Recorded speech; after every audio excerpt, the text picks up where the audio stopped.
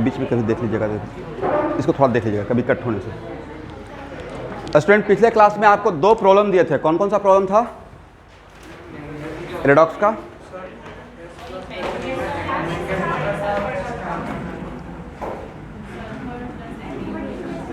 NaOH,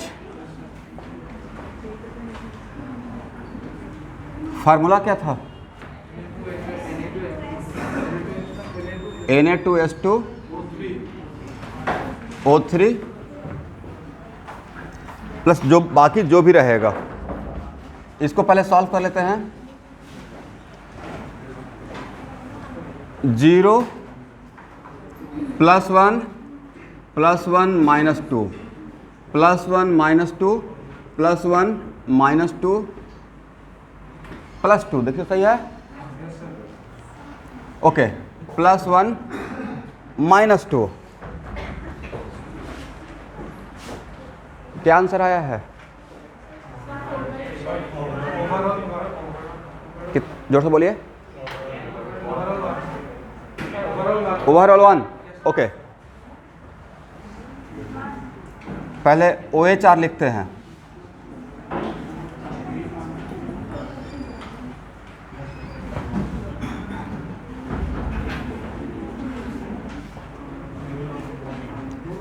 आपस में बिल्कुल बात मत कीजिए, क्या प्रॉब्लम है भाई? यहां देखिएगा,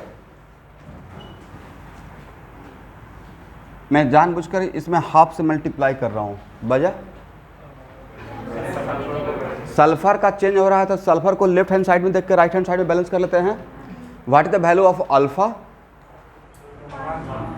अल्फा होता है एटोमिसिटी जिसका चेंज हो रहा है, एग्री? और इसका ना यहाँ पे है ए ऑक्सीडेशन हाफ रिएक्शन, तो इसका नाम क्या रहेगा? Reducing agent. N factor as reducing agent, n factor as reducing agent के लिए क्या लिख सकते हैं? 1 × 2 - 0 मतलब 2, गेन या loss? Loss. Then equivalent weight as reducing agent कितना हो जाएगा?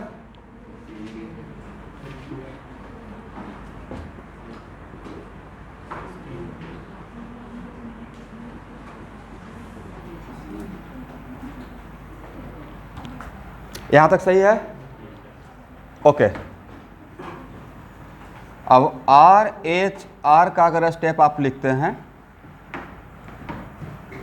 Then S converted to what? Na2S। ये स्टेप है रिडक्शन हाफ रिएक्शन का, तो नाम रहेगा ऑक्सीडाइजिंग एजेंट। क्या नाम रहेगा everyone? Oxidising agent. Then n factor as oxidising agent कितना हो जाएगा? 1 × -2 - 0 का मॉडुलस कितना? लॉस या गेन? गेन।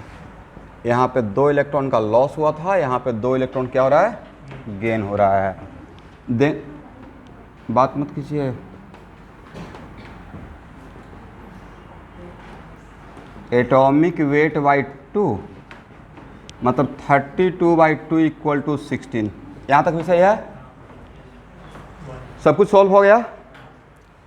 अब ओवरऑल इक्विवेलेंट वेट कितना रहेगा? तो ओवरऑल इक्विवेलेंट वेट के लिए equivalent weight as reducing agent plus equivalent weight as oxidising agent, दोनों को जोड़ दीजिएगा तो 16 + 16 = 32। तो यहाँ पे हम लोग इसका एडवांटेज उठाएंगे। N factor overall equal to क्या था? अब यहाँ हम मॉलिकुलर वेट, बट सल्फर यहाँ पे एटॉमिक फॉर्म में, तो एटॉमिक वेट लिखेंगे, right? Atomic weight divide bye equivalent wait overall. मुझे लगता है कि आंसर 1 आना चाहिए। Very good. इसका मतलब है कि देखिए, एक क्वेश्चन अगर आपने सॉल्व कर दिया, मतलब अगर आपको कुछ सही से सब कुछ समझा दिया जाए तो एग्ज़ाम में भी आएगा तो बन जाएगा। अब इसमें एग्ज़ाम में पूछने का 3 तरीका हो सकता है, सारा तरीका हम लोग को पता है, करेक्ट है ना। अब जितना भी डिफरेंट टाइप का कॉन्सेप्ट ले रहे हैं, और रिडॉक्स का अचानक से टेस्ट ले लेंगे, नहीं बनेगा। अचानक से नहीं लूँगा, बट एक बात बोल रहा हूँ, बनना चाहिए ना।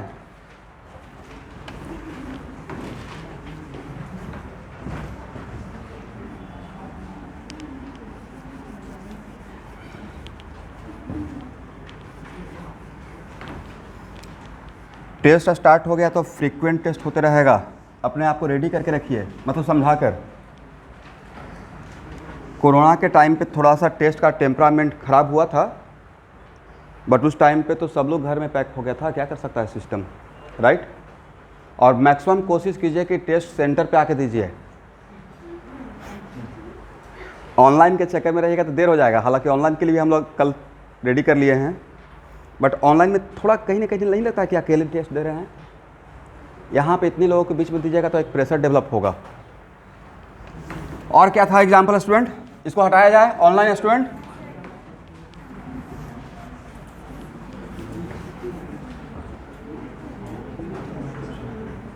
चलिए नेक्स्ट एग्जाम्पल क्या था। एनीवन जिनका ये मिस्टेक हो गया था, एक स्टूडेंट मुझे व्हाट्सएप किए थे, उनका शायद इस प्रॉब्लम में थोड़ा मिस्टेक था, वो अपना मिला लीजिएगा।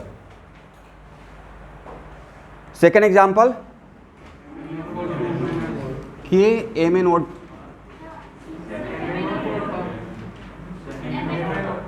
MnO4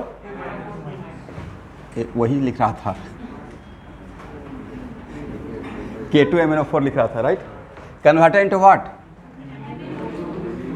MnO2 MnO4 minus, very good. तो यहाँ पे मैग्नीज का कितना है, +6 ना, +6। यहाँ पे क्या है एवरीवन, +4, यहाँ पे +7। ओके, इस obviously this is also the example of disproportionation, right. तो भाई डिसप्रोपोर्शनेशन पे तो इतना सारा एग्जाम्पल ले लिए हैं कि आप बिल्कुल नहीं भूल पाइएगा। नहीं, कम से कम तो 1.5 आवर तो अगर जोड़ा जाए कैलकुलेटिव अमाउंट, 1.5 आवर सिर्फ यही रिएक्शन का नाम ले रहे हैं, इसी का एग्जाम्पल ले रहे हैं। अगले OHR,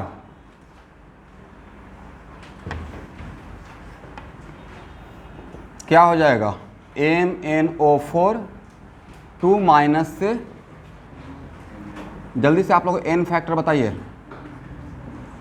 n फैक्टर एज क्या बोलेंगे यहाँ पे, रिड्यूसिंग एजेंट कितना हो जाएगा, 1 × 7 - 6 लिख सकते हैं।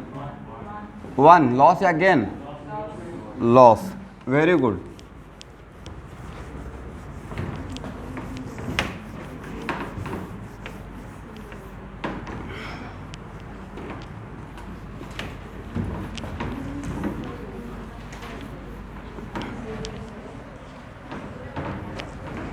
तो इक्विवेलेंट वेट क्या हो जाएगा,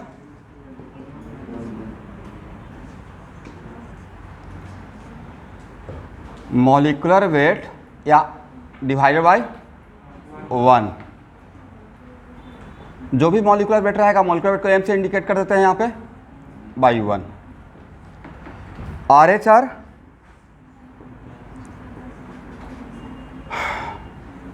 MnO4 2- converted into what, MnO2, क्या होगा एवरीवन, n फैक्टर एज क्या बोले, 1 × बोलिए 4 - 6 का मॉडुलस, मतलब 2 ना, लॉस या गेन, गेन। यहाँ पे 2 वहाँ यहाँ पे 1 इलेक्ट्रॉन का लॉस हो रहा था, क्या हो जाएगा इक्विवेलेंट वेट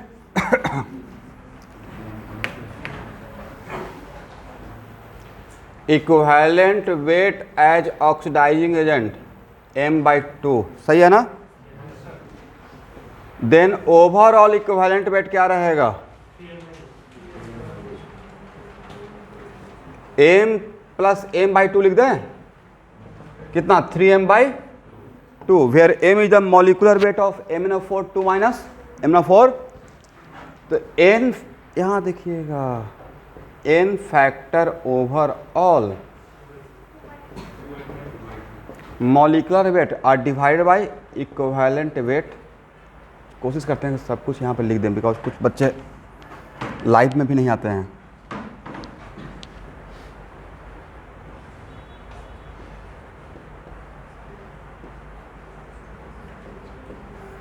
इस एग्जाम्पल का खासियत बताइए। अभी तक जितना भी आपने एग्जाम्पल सॉल्व किया है, कहीं भी n फैक्टर 1 से कम मिला है? नहीं मिला है। जितना भी आपने रिडॉक्स में पिछले 2-3 लेक्चर से n फैक्टर जहाँ से मैंने इंट्रोड्यूस किया, n फैक्टर ऑलवेज 1 या 1 से बड़ा मिल रहा होगा, right. This is the example जिसमें ओवरऑल n फैक्टर 1 से कम है। अगर ऐसा ऑब्जेक्टिव आ जाए n फैक्टर का वैल्यू जनरली तो 1 के बराबर नहीं तो उससे बड़ा, बट इस एग्जाम्पल में ओवरऑल n फैक्टर 1। इसका मतलब है कि यहाँ देखिएगा,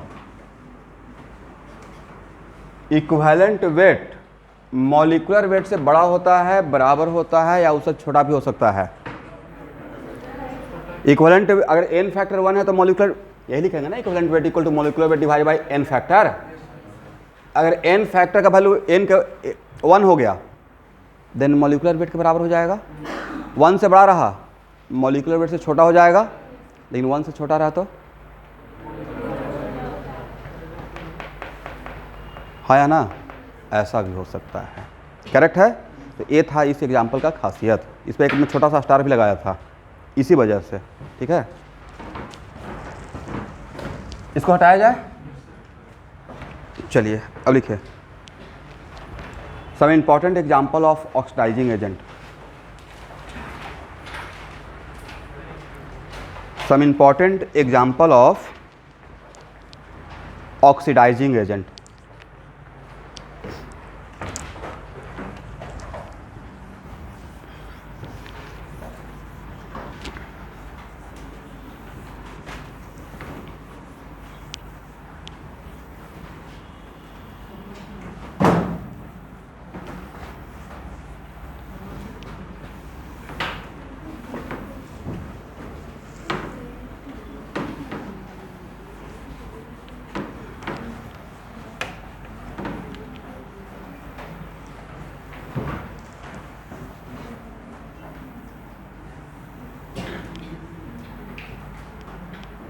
आज 12th क्लास के बच्चों का रूटीन में बता रहा हूँ, जैसे एक खास करके आप ड्रॉपर वाले के लिए मोटिवेशनल रहेगा। होता है ना कि मतलब खुद का दुख से ज़्यादा दुख नहीं होते हैं, दूसरा का देखते हैं। वहाँ उनका अभी क्लास चल रहा है 8 to 9:30, एग्री। 12:30 से 3:30 आज टेस्ट है जेईई मेन का। 4 से 8 मेरा क्लास है ऑर्गेनिक का, और 9 से 11 रहेगा सर्किल का क्लास। मतलब इतना आपके पास एनर्जी होना पड़ेगा क्लास करने के लिए।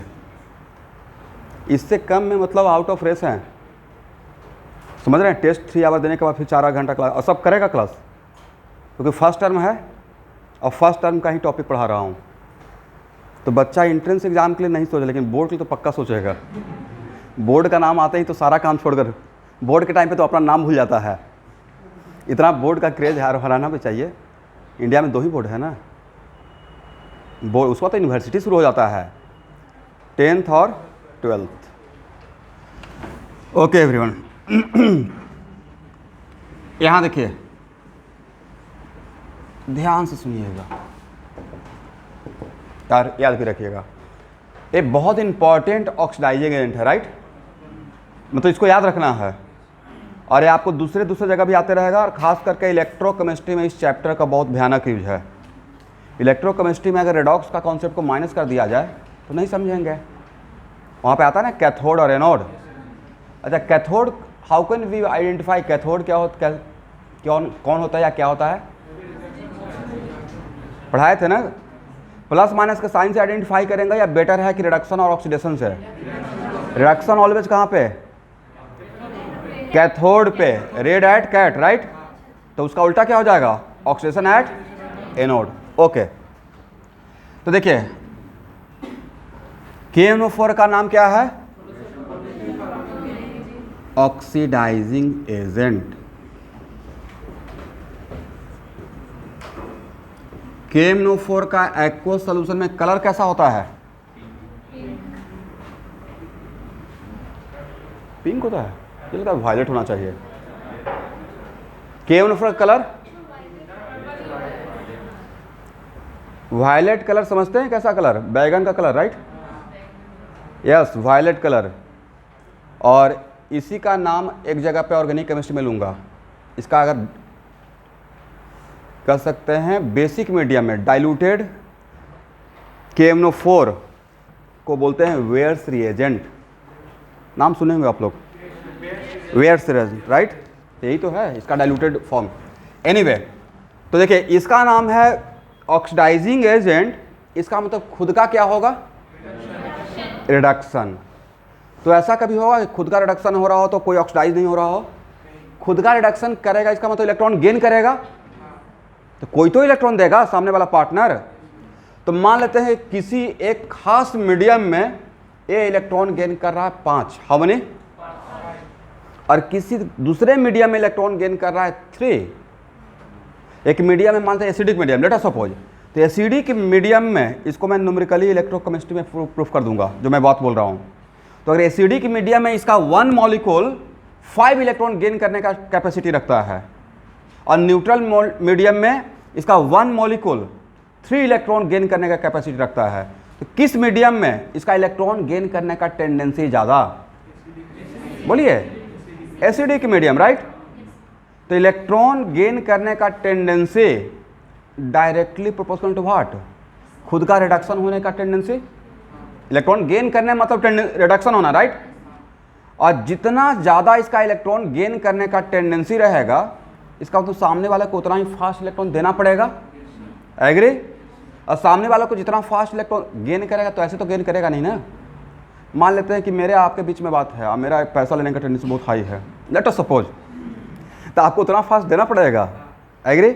वैसे ही यहाँ पर अगर इसको इलेक्ट्रॉन गेन करने का टेंडेंसी ज़्यादा है, मतलब सामने वाले को उतना ही फास्ट क्या लूज करना पड़ेगा, इलेक्ट्रॉन। इसका मतलब ये हुआ कि एसिडिक मीडियम इलेक्ट्रॉन गेन करने का टेंडेंसी ज़्यादा, मतलब इसका कौन सा पावर ज़्यादा? भगवान इसको खास पावर दिए हैं, कौन सा power? Reducing power. Reducing agent के पास कौन सा पावर रहेगा? Oxidising power. खुद का ऑक्सीडेशन हो रहा है, बट नाम क्या है? जैसा आप काम कीजिएगा मतलब दूसरे के लिए, खुद के लिए नहीं, उसी के अकॉर्डिंग पहचान बन जाएगा। तो उसका इसका पहचान क्या है? दूसरे के कोई रिडक्शन कर रहा है, राइट? इसका नाम क्या है? Reducing agent. तो रिड्यूसिंग एजेंट के पास कौन सा पावर? Reducing power. तो रिड्यूसिंग पावर और इलेक्ट्रॉन गेन करने का टेंडेंसी क्या डायरेक्टली बोल सकते हैं? Tendency of gain of electron directly proportional to what? Reducing power of reducing agent. Reducing power of, एक लाइन लिख ही लीजिए, इसको बॉक्स में कर लीजिएगा। रिड्यूसिंग पावर रिड्यूसिंग एजेंट का होगा एजेंट जो दूसरे के लिए, पावर किसको दिखाइएगा? खुद पे या पावर दूसरे के लिए? तो इसका नाम क्या है? Oh, I am extremely sorry, extremely sorry. मैं बोल सही रहा था लेकिन इस एग्जाम्पल के रिस्पेक्ट में नहीं, मैं सही बात बोला है। एक्चुअली इसका खुद का क्या हो रहा है? उल्टा बोल देंगे, वो भी तो कहीं ना कहीं बोलते ही। इसका खुद का क्या हो रहा है? रिडक्शन। नाम क्या है? तो इसके पास कौन सा पावर? Oxidising power. इसका मतलब है कि इलेक्ट्रॉन गेन करने का टेंडेंसी मतलब उतना ही फास्ट खुद का रिडक्शन होने का टेंडेंसी। तो इलेक्ट्रॉन गेन करने का tendency directly proportional to oxidising power of oxidising agent. उल्टा मैं बोल दिया था, ठीक है, सॉरी सॉरी सॉरी। समझ गए ना आप बात को? लिखिए एक line, tendency of gain of electron, tendency of gain of electron, tendency of gain of electron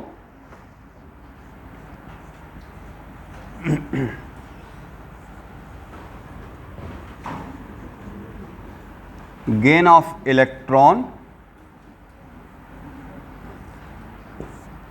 directly proportional to, बोलिए, oxidizing power of oxidizing agent।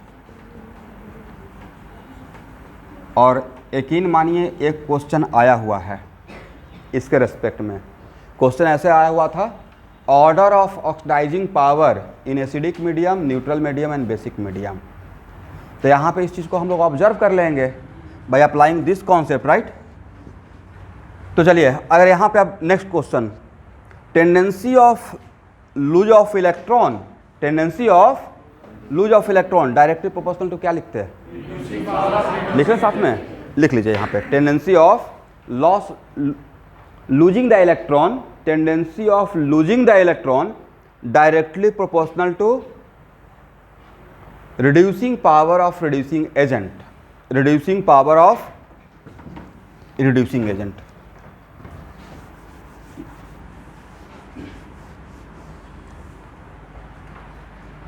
अब एक मिनट रुकिएगा स्टूडेंट, ये लिख लिए ना, but this is one of the factor, this is one of the factor, not all factor. एक general बात बोल रहा हूं, इसको आप लोग 11th क्लास के बच्चे सुनकर छोड़ दीजिएगा, जो अभी मैं बोलने वाला हूं। आप एक इक्वेशन जानते होंगे, नस्ट इक्वेशन, राइट। वहाँ पे हम लोग ऑक्सीडेशन पोटेंशियल और रिडक्शन पोटेंशियल निकालते हैं, मतलब सेल, एग्री। तो वहाँ पे कॉन्सेंट्रेशन पे भी डिपेंड करता है, करेक्ट ना, टेम्परेचर पे भी डिपेंड करता है, करेक्ट। और 11th क्लास के बच्चे ऐसे समझिए, अगर आयरन को हीट कर रहे हैं, हो सकता है कि 2 इलेक्ट्रॉन लॉस किया, स्ट्रांगली हीट करेंगे तो हो सकता है 3 इलेक्ट्रॉन लॉस कर दे। इसका मतलब tendency of loss of electron also depends on what, temperature, condition, physical condition, right. That's why medium is one of the condition criteria, not all. ये और भी फैक्टर पर डिपेंड कर सकता है, इसका ऑक्सीडाइजिंग पावर या रिड्यूसिंग पावर, बट अभी राइट टाइम नहीं है, अभी के बस इतना ही जानी है। ऐसा नहीं किसी को सारा पॉइंट बना लीजिएगा। This is one of the factor, this is one of the factor, not all factor, correct.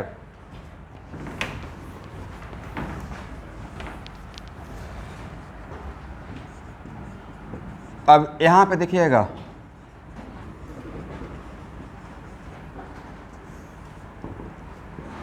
ये मुझे आज के बाद याद रहेगा 11th क्लास के बच्चे, एसिडिक मीडियम में, अगर मीडियम एसिडिक है तो एसिडिक मीडियम में KMnO4 Mn2 प्लस में कन्वर्ट होता है। किस में कन्वर्ट होता है, +7, किस में चलाता है, +2 में। तो भाई एन फैक्टर क्या होगा बताइए, n factor of KMnO4, but in which medium, याद रखिएगा मीडियम क्या है, कितना हो जाएगा, 1 × 2 - 7 इक्वल टू व्हाट, 5। लॉस या गेन, गेन। तो equivalent weight of KMnO4 in acidic medium, ये भी आपसे पूछ लिया जाएगा, इक्विवेलेंट वेट का ऑर्डर KMnO4 का इन डिफरेंट मीडियम, एग्जाम में ऑर्डर मीडियम दिया जाएगा, एसिडिक, जनरली जो दिया जाएगा वो मैं बता रहा हूँ, एसिडिक, न्यूट्रल एंड बेसिक। तो यहाँ ऑब्जर्व करके, ये नहीं कि सर यहाँ पे कुछ हिंट दिया जाएगा, मतलब ये सिलेबस का पार्ट है, मतलब आपको याद रखना चाहिए, ठीक है। तो इक्विवेलेंट वेट ऑफ KMnO4 कितना हो जाएगा, molecular weight divided bye 5। Neutral medium,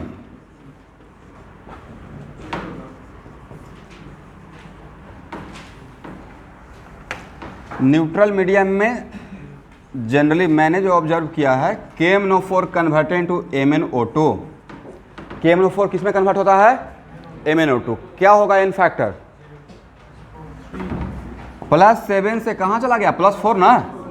तो एन फैक्टर क्या हो जाएगा, n factor equal to 1 × 4 - 7 equal to 3, इसका मॉडुलस ले लीजिएगा 3, गेन, राइट। तो equivalent weight in neutral medium क्या होगा KMnO4 का,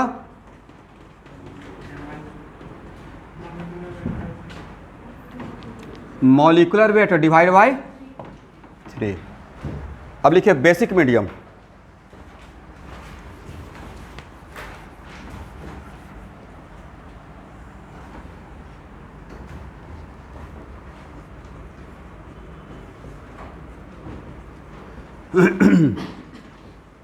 बेसिक मीडियम में KMnO4 कन्वर्टेड इनटू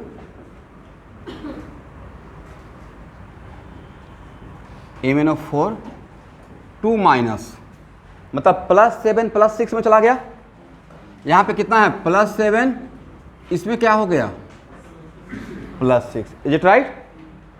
तो यहाँ पे n फैक्टर क्या होगा? 1 इंटू 6 माइनस 7 का मॉडुलस मतलब 1। लॉस या गेन? गेन।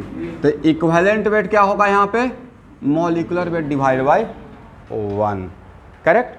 अब तीनों मीडियम का आपके व्हाइट बोर्ड पे आपके सामने है। किस मीडियम में सबसे ज़्यादा टेंडेंसी है इलेक्ट्रॉन गेन करने का? आप सामने देखिए। उसके बाद न्यूट्रल, उसके बाद ऑब्जर्वेशन कीजिए और मेक ए कमेंट।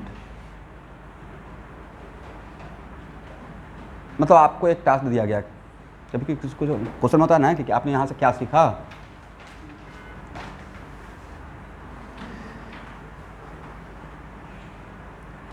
ओके, पहला बात तो है कि इक्विवेलेंट वेट बढ़ रहा है, राइट? सबसे ज़्यादा इक्विवेलेंट वेट का वैल्यू किस मीडियम में रहेगा? उसके बाद न्यूट्रल, और सबसे छोटा इक्विवेलेंट वेट किस में रहेगा? और कोई ऑब्जर्वेशन? देखिए मैंने ऑब्जर्व किया, इसको जो बात अभी मैं बोल रहा हूँ उसको न्यूमेरिकली मैं इलेक्ट्रोकेमिस्ट्री के चैप्टर में प्रूफ कर दूंगा। इस पर न्यूमेरिकल है मेरे असाइनमेंट में, क्लास असाइनमेंट में जो बोल रहे हैं उसको न्यूमेरिकल प्रूफ में दूंगा। मैंने ऑब्जर्व किया कि जैसे जैसे H+ का कॉन्सेंट्रेशन कम हो रहा है, कैसे कैसे? जैसे जैसे H+ का कॉन्सेंट्रेशन कम हो रहा है, इसका ऑक्सीडाइजिंग पावर भी कम हो रहा है। एग्री है या नहीं है? सबसे ज़्यादा H+ का अमाउंट कहाँ है? मीडियम एसिडिक है। उसके बाद न्यूट्रल मीडियम H+। ये बहुत बड़ा मिसकॉन्सेप्शन है। What the definition of neutral solution? H+0 या H+ equal to H-? H+, इस पर न्यूमेरिकल प्रॉब्लम रहेगा, बट जल्दीबाजी में मैं देखा हूँ सारे बैच में बच्चे न्यूट्रल मीडियम में H+ का अमाउंट 0 ले लेते हैं। इस दिमाग में ऑल ऑफ सडन क्या आ गया? न्यूट्रल तो H+0। न्यूट्रल सॉल्यूशन का डिफिनेशन क्या? H+0 है या H+ equal to H-? H+ equal to water neutral है। इसका मतलब वाटर में जितना H+ है उतना ही क्या है? OH-। तो आज के बाद कोई भी मीडियम है, वैसा कोई भी सॉल्यूशन जहां वाटर रहेगा, चाहे वो सॉल्ट का सॉल्यूशन ही क्यों नहीं हो, NaCl का ही सॉल्यूशन क्यों नहीं हो, आज के बाद कोई भी सॉल्यूशन जहां पे वाटर रहेगा वहां पे H+ और OH- दोनों रहेगा। करेक्ट। अब डिपेंड करता है कि उसका अमाउंट क्या है। If H+ greater than OH- acidic हो जाएगा। If H+ equal to OH- neutral हो जाएगा। इफ H+, अच्छा बेसिक मीडियम में H+ होता है या नहीं होता है? होता है भाई।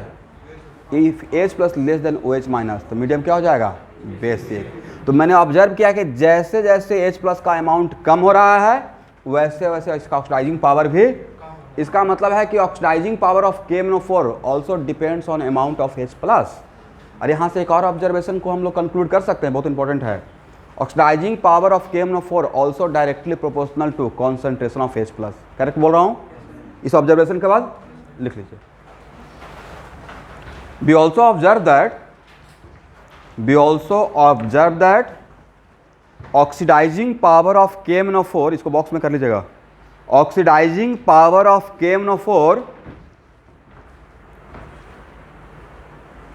Directly proportional to concentration of H+, directly proportional to concentration of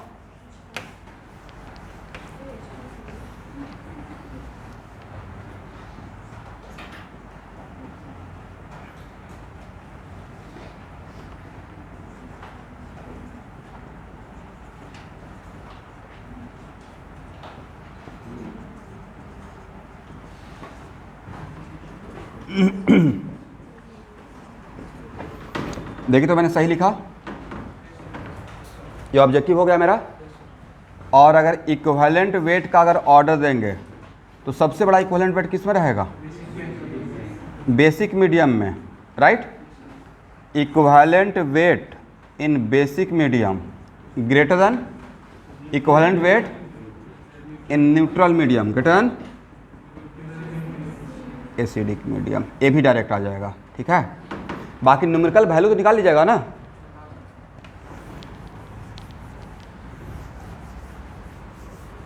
ये पूरा स्टोरी था अबाउट KMnO4। अब लिखिए हाँ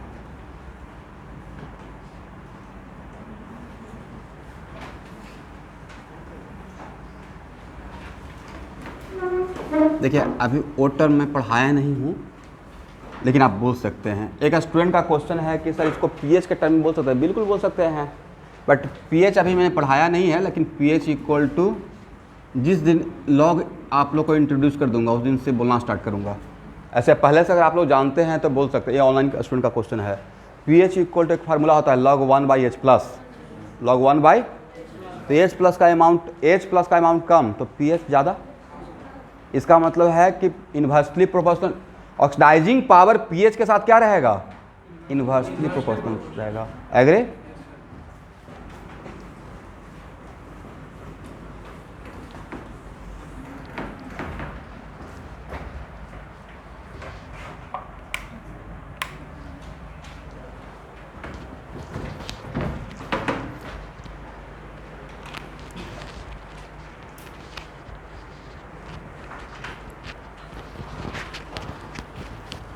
एक स्टूडेंट अपना माइक, किसी का माइक अनम्यूट है, कोई आया हुआ है यहाँ पे? किसी का माइक अनम्यूट है, प्लीज म्यूट कर लीजिए।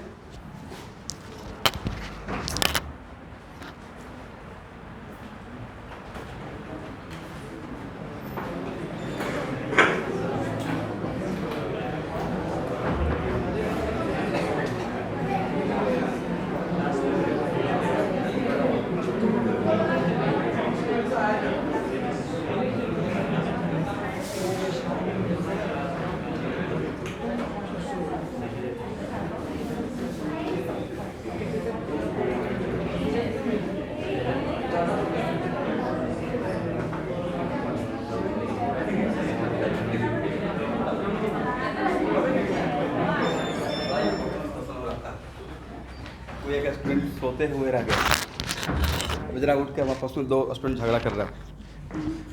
मैं पहचानता हूँ, आप लोग भी जानते हैं। उठाया क्यों नहीं, अभी छोड़ दो, फिजिक्स के क्लास में जाएगा। बट ये डिस्कशन भाई ऑनलाइन मतलब दे आर फीलिंग गिल्टी कि मतलब क्लास छूट गया। हाँ नहीं मैटर नहीं करता, स्टूडेंट लाइफ में तो चलता ही है। नींद सुबह का भाई नींद बहुत ज़बरदस्त होता है। रात में नींद आया या नहीं आया? यस, लेकिन मुझे पिछले, कोई बात नहीं, कॉमन बात है ना, क्लास छूट गया या मिस्टेक से, ये बहुत भारी मिस्टेक नहीं भाई। ऑनलाइन का ये निगेटिव पॉइंट है, ये मेरे साथ भी हो सकता है। सो मेनी टाइम्स मैं अपने, जो मेरी बेटी है स्वाली, उसका क्लास चलते रहता है ना, तो हम लोग एज ए पेरेंट्स बहुत बार डांट खाते रहते हैं। कभी कभी अनम्यूट कर देती है वो, बच्चे को तो पता नहीं है। अब पीछे मैं अपना कुछ झगड़ा कर रहा हूँ, वो सारा बात वो सुन रहे हैं कि, लेकिन क्या बात है, आप समझा लिए हैं तो घर में है तो कुछ लोग तो अब आवाज़ लगा रहे हैं सब्जी खरीद लीजिए, अब पीछे वो सब लोग सुन रहा है सब्जी खरीद लीजिए, तो इसमें कोई बड़ी बात है ही नहीं।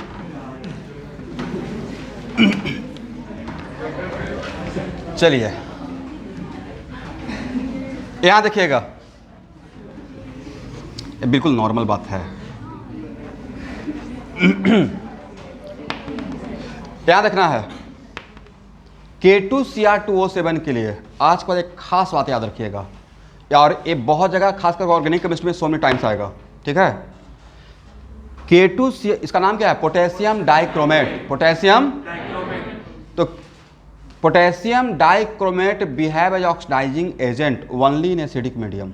ओनली इन विच मीडियम, मैं लिखवा दूंगा, बहुत इंपॉर्टेंट पॉइंट है। Not in basic and neutral, मुझे याद रहेगा, आप लोग को आज के बाद याद रहेगा। बट जो बोलते हैं बच्चे थोड़ा सा उससे अलग इंटरप्रेट करते हैं। मैंने ये नहीं बोला कि K2Cr2O7 बेसिक मीडियम में रिएक्ट नहीं करेगा, बेसिक मीडियम में भी रिएक्शन करेगा। हो सकता है कि नॉन रिडॉक्स करे। रिएक्शन के मतलब क्या, सारा रिडॉक्स या नॉन रिडॉक्स भी हो सकता है। लिखिए K2Cr2O7 behave as oxidising agent, K2Cr2O7 behave as oxidising agent only in acidic medium, not in neutral and basic medium, not in neutral or basic medium।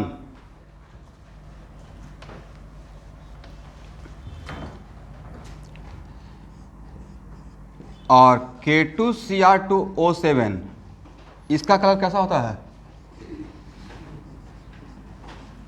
Pink होता है, याद रखिएगा उसके बाद। और एसिडिक मीडियम में ये Cr3+ में कन्वर्ट होता है, किसमें? और यहाँ पे जिसका चेंज, देखिए यहाँ पे पोटेशियम ऑक्सीजन है, उस तरफ मैंने पोटेशियम ऑक्सीजन नहीं लिखा। इसका मतलब क्या सोचना है कि पोटेशियम और ऑक्सीजन का चेंज, अगर चेंज हो रहा होता तो मुझे लिखना रहता, राइट।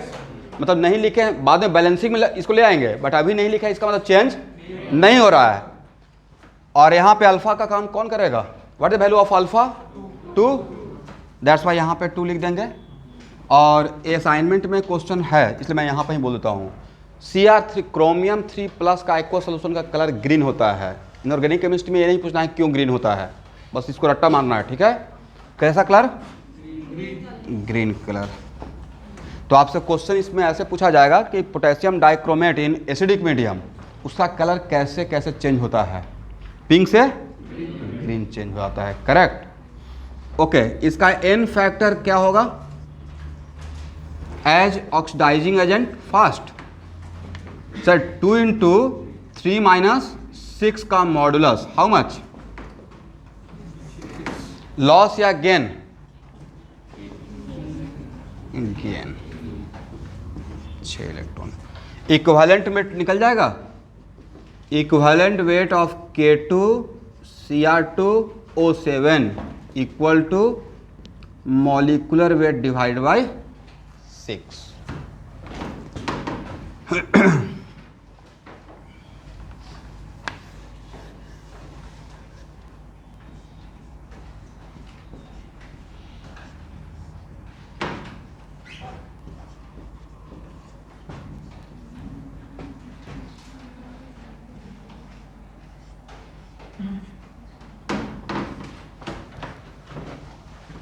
यहाँ देखिएगा, इसको पढ़िए, क्या है? पोटेशियम डाइक्रोमेट, इसका नाम है पोटेशियम क्रोमेट। यहाँ पे देखिए तो क्रोमियम का ऑक्सीडेशन नंबर और यहाँ पे क्रोमियम का फर्स्ट।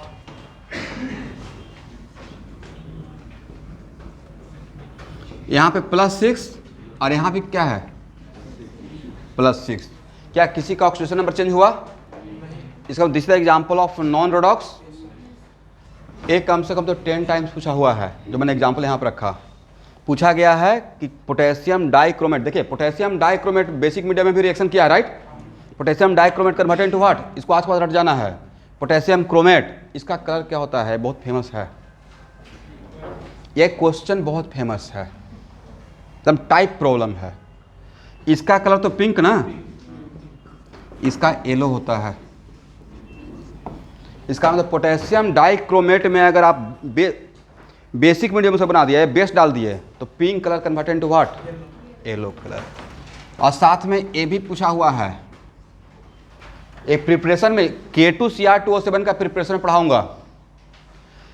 K2Cr2 का पोटेशियम डाइक्रोमेट का वन ऑफ द प्रिपरेशन है, उसको पोटेशियम क्रोमेट से बनाते हैं। किसे? उसमें बेस डालकर, तो इसमें सॉरी उसमें एसिड डालकर। तो पोटेशियम क्रोमेट में अगर एसिड डाल दिए, क्या डाल दिए? एसिड, तो क्या बन जाएगा? डाइक्रोमेट। तो एक yellow colour converted to what? Pink colour. तो दोनों पता रहेगा। इसका मतलब है कि Cr2O7 2- एंड CrO4 2-। यहाँ से यहाँ भी जा सकते हैं, यहाँ से भी यहाँ भी आ सकते हैं। कैसे? यहाँ से यहाँ तक जाने के लिए मीडियम को क्या कर देंगे? बेसिक। और यहाँ से यहाँ तक आने के लिए इसको ऐसे याद रखिएगा, बहुत इंपॉर्टेंट है स्टूडेंट, बहुत बार पूछा हुआ है।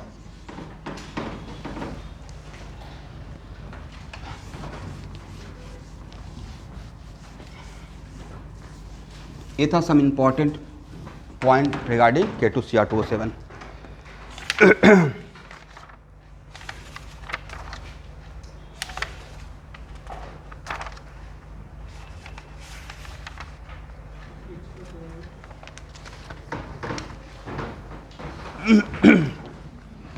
यहाँ देखिए,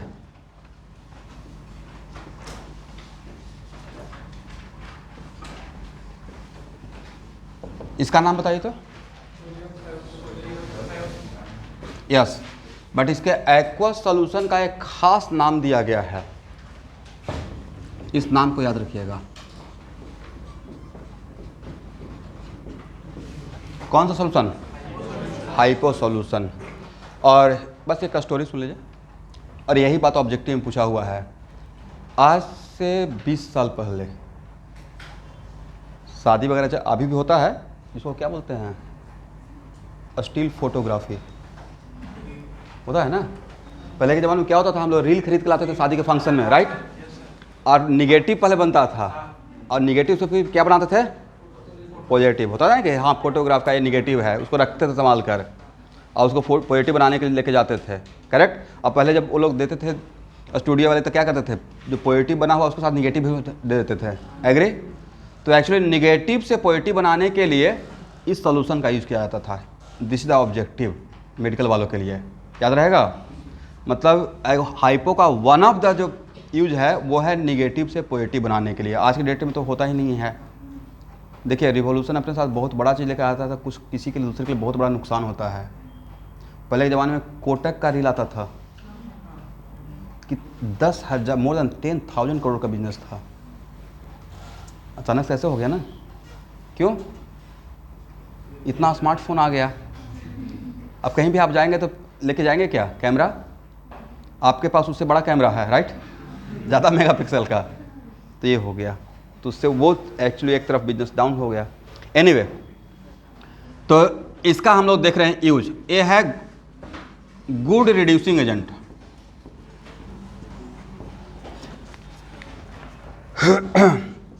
Na2H2O3 कौन सा मीडियम है स्टूडेंट? एसिडिक। एसिडिक मीडियम में ऑब्जर्व किया गया है कि Na2H2O3 कन्वर्टेड टू Na2S4O6। इसका नाम लिख लीजिएगा, सोडियम टेट्राथायोनेट। लिखिए तो नाम, सोडियम टेट्राथायोनेट।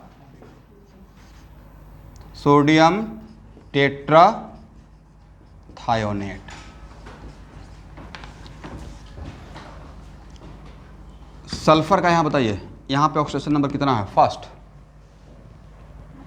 और इसमें मैं हाफ से मल्टीप्लाई क्यों कर रहा हूँ वो बताइए। अल्फा हम लोग राइट हैंड साइड में देखते हैं या लेफ्ट हैंड साइड में? तो यहाँ पे और एन फैक्टर 2 मॉलिक्यूल के लिए एक minute let me finish. N factor 2 molecule के निकालते हैं या 1 मॉलिक्यूल के लिए? तो इसके 1 मॉलिक्यूल में सल्फर का कितना आइटम है? 2। तो इस तरफ भी सल्फर का कितना आइटम होना चाहिए? 2 होना चाहिए, बट है तो 4। तो इसको कितना से मल्टीप्लाई करेंगे तो 2 हो जाएगा। तो सल्फर 2 आने के लिए मैं हाफ से मल्टीप्लाई किया। बताए थे ना एक शॉर्टकट ट्रिक, कि जिसका चेंज हो रहा है उसको लेफ्ट साइड में देखकर राइट साइड में बैलेंस करते हैं। कहां देखकर कहां बैलेंस करते हैं? राइट में देखकर लेफ्ट या लेफ्ट में देखकर राइट? लेफ्ट में देखकर राइट में बैलेंस करते। तो यहाँ पे 2 सल्फर का आइटम है, यहाँ पे सल्फर का केमिस्ट्री 2 है, तो वहां भी क्या रखेंगे? 2 रखेंगे। एन फैक्टर क्या हो जाएगा? यहाँ पे सल्फर का कितना है ऑक्सीडेशन नंबर? 6 है, +2 ना। और यहाँ पे सल्फर का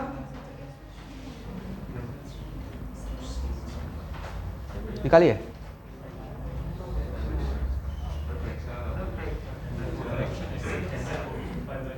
तो भाई फ्रैक्शनल ऑक्सीडेशन में तो होता है ना। और मैं वहाँ एक मिनट, और वहाँ पे मैं बोला भी था कि जब हम लोग बैलेंसिंग करते रहेंगे या इस टाइप का सिचुएशन करेंगे तो overall n factor average oxidation number use करेंगे, नॉट इंडिविजुअल, राइट। वहाँ पे ऑलरेडी मैं बोल चुका हूँ। तो यहाँ पे एन फैक्टर हाँ ये बोल सकते हैं कि सर फ्रैक्शनल आ गया, इसका मतलब है कि इसमें सल्फर का more than 1 different type of oxidation number रहेगा। बट यहाँ पे पकड़ेंगे क्या इस एन फैक्टर निकालने के लिए? 2.5 कितना आया है? 2.5 ही तो आया होगा, राइट। तो फ्रैक्शनल तो होता है ना। तो यहाँ पे एन फैक्टर क्या होगा?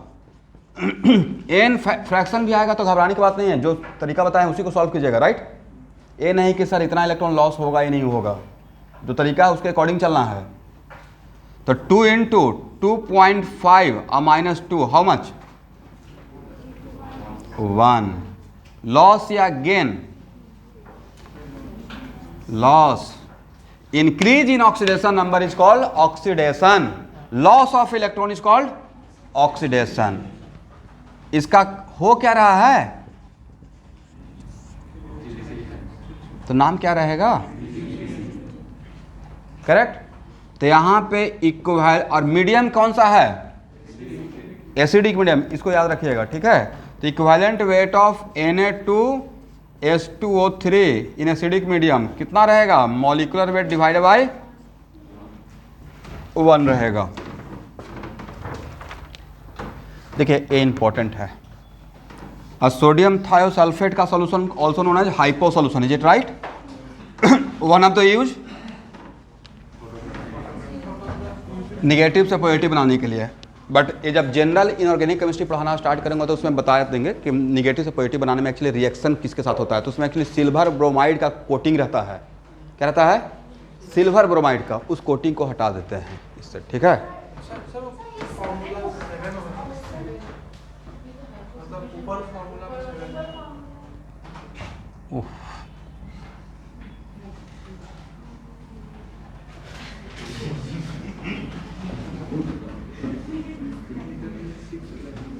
सॉरी स्टूडेंट, देखिए दिमाग में सही चल रहा था, शायद 7 पता नहीं कैसे लिखा गया।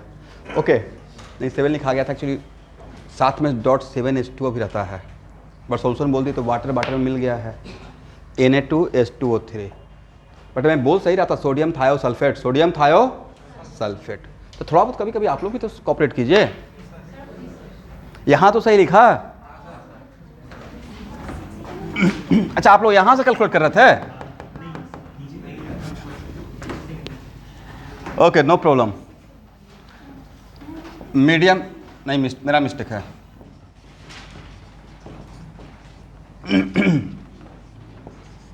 Na2H2O3 इन बेसिक मीडियम,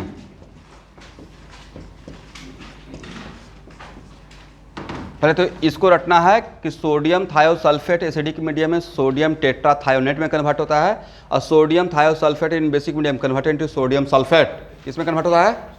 अब इसका एन फैक्टर क्या, अच्छा मैं यहाँ पे 2 से मल्टीप्लाई क्यों कर रहा हूँ, सल्फर को बैलेंस, वेरी गुड। तो यहाँ पे अल्फा का वैल्यू क्या रहेगा, 2 रहेगा।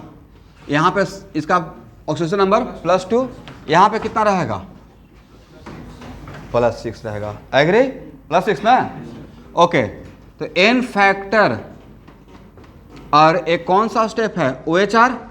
तो n factor as reducing agent, यहां देखिएगा बात, n factor as reducing agent का वैल्यू कितना रहेगा, 2 × 6 - 2, हाउ मच, 8। लॉस या गेन, लॉस, कितना इलेक्ट्रॉन।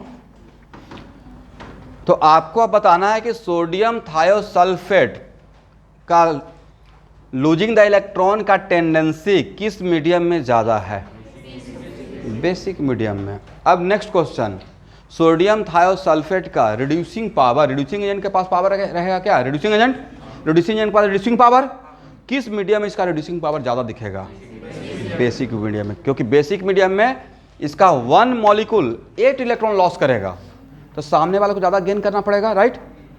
और इस बट एसिडिक मीडियम में इसका 1 मॉलिक्यूल कितना इलेक्ट्रॉन लॉस कर रहा था, 1 इलेक्ट्रॉन लॉस कर रहा था, करेक्ट।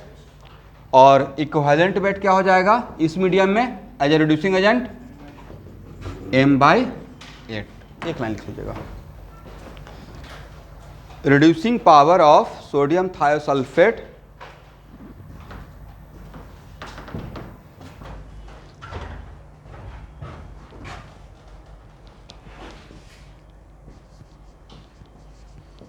ऐसे इसको ऑर्डर ही लिख लेते हैं, रिड्यूसिंग पावर। ये बात मैं किसके लिए कर रहा हूँ, basic medium greater than reducing power in acidic medium.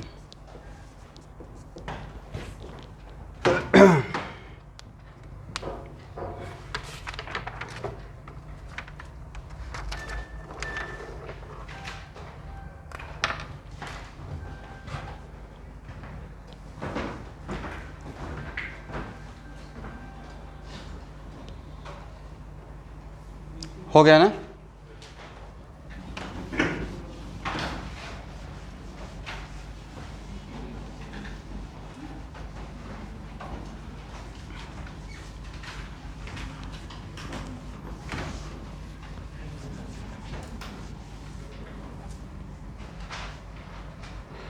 नहीं, मैंने ये नहीं बोला कि न्यूट्रल मीडियम में रिएक्शन नहीं करेगा, बट जनरली इसका जो कॉमन है, जो आपसे पूछा जाएगा, एसिडिक मीडियम और बेसिक मीडियम इंपॉर्टेंट है मेरे लिए। For example K2Cr2O7 as a oxidising agent कौन सा मीडियम में सिर्फ शो करता है? एसिडिक मीडियम में। बेसिक और मीडियम में शो नहीं करेगा।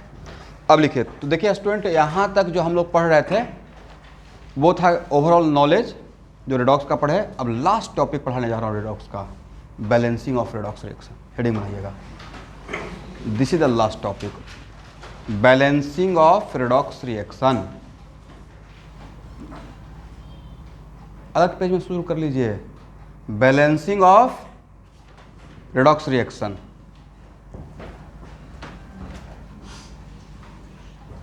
और 11th क्लास के बच्चे अगर स्कूल में सब्जेक्टिव एग्जाम तो कभी कभी होते रहता है ना, ये बहुत फेवरेट क्वेश्चन होता है, और उसमें भी सबसे ज़्यादा फेवरेट होता है balance this redox reaction by ion electron method. कौन सा मेथड? तो टीचर को पता है कि थोड़ा सा उसमें ट्विस्ट है, ऑक्सीडेशन नंबर मेथड जो है वो आसान है। नहीं, कुछ तो क्वेश्चन देखिए, कुछ क्वेश्चन बिल्कुल टाइप है, वो आएगा ही आएगा। इलेक्ट्रॉनिक कॉन्फ़िगरेशन में कॉपर और क्रोमियम का लिखिए, ये मतलब वर्ल्ड वाइड फेमस है, नहीं इसका लिखना ही है, एक्सेप्शनल है, राइट।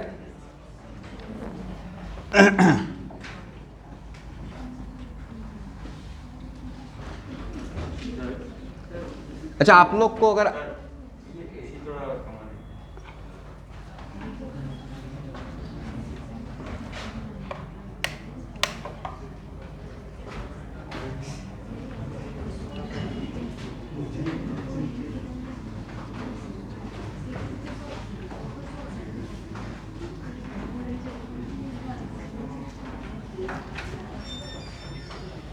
ये वाला, अच्छा कम तो नहीं होगा, डायरेक्ट बंद होता है वो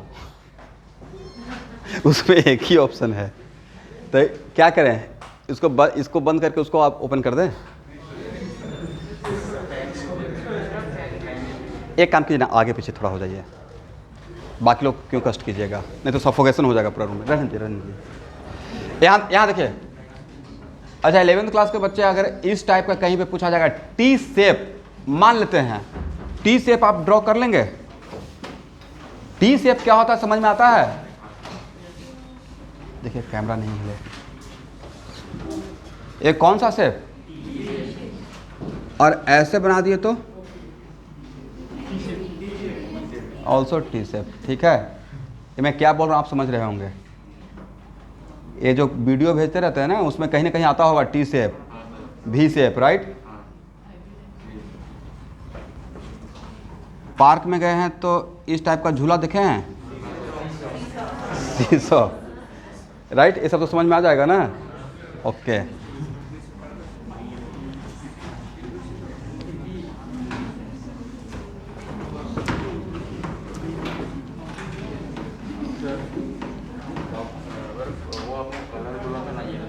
हाँ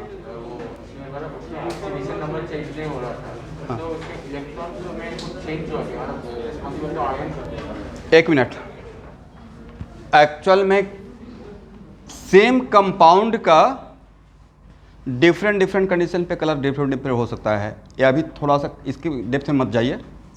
for example zinc oxide ZnO, specially आपके लिए बता रहा हूँ, जिंक ऑक्साइड का कलर जनरली होता है white. Zinc oxide white when cold, yellow when hot. एक बहुत कम 10 बार पूछा हुआ है, सॉल्ट टेस्ट का क्वेश्चन है। तो एक्चुअली आप पूछिएगा सर जब कोल्ड था तो एक्चुअली सॉल्ट टेस्ट में आता है, प्रैक्टिकल का मैं क्वेश्चन बोल रहा हूँ, राइट। जिंक कार्बोनेट, एग्री, जितना भी मेटल कार्बोनेट है मोटा मोटी 81 है। All 81 metal carbonate decompose on heating gives metal oxide and CO2 except alkali metal carbonate. Except what? Except lithium. तो एक्सेप्शन में एक्सेप्शन मतलब नो एक्सेप्शन। एक्सेप्शन में exception means what? No exception, agree. तो zinc carbonate को heat करेंगे तो zinc oxide plus CO2। लेकिन जिस टाइम पे हीट करते रहेंगे, जस्ट अभी खाना बना ही है, उस टाइम तो गर्म ही रहेगा ना, राइट। तो बहुत सारा खाने का भी तो चीज़ रहता है, एकदम बिल गर्म रहता है तो उसका अलग कलर रहता है, ठंडा होने पर थोड़ा अलग हो जाता है, ऑब्वियस सी बात होता है।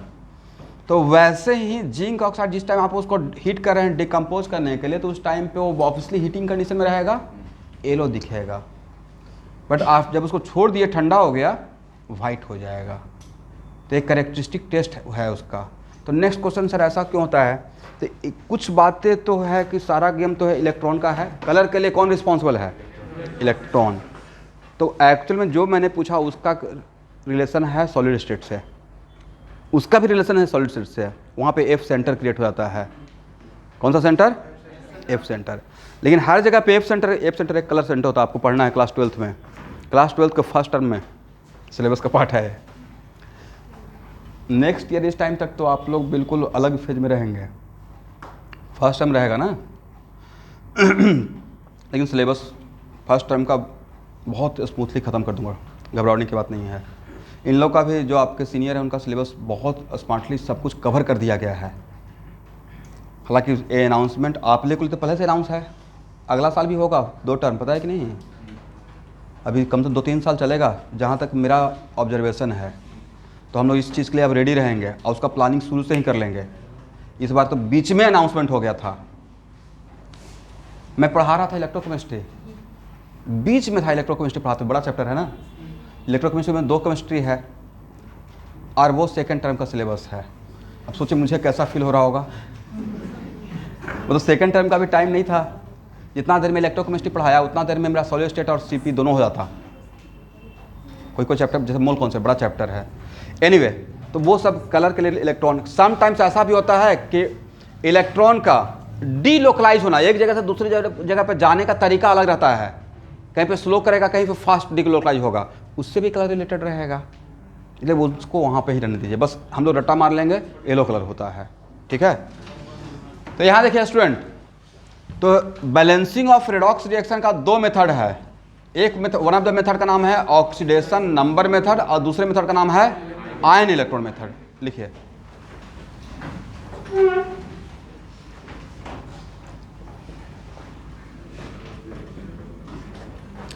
प्लीज बात मत कीजिएगा।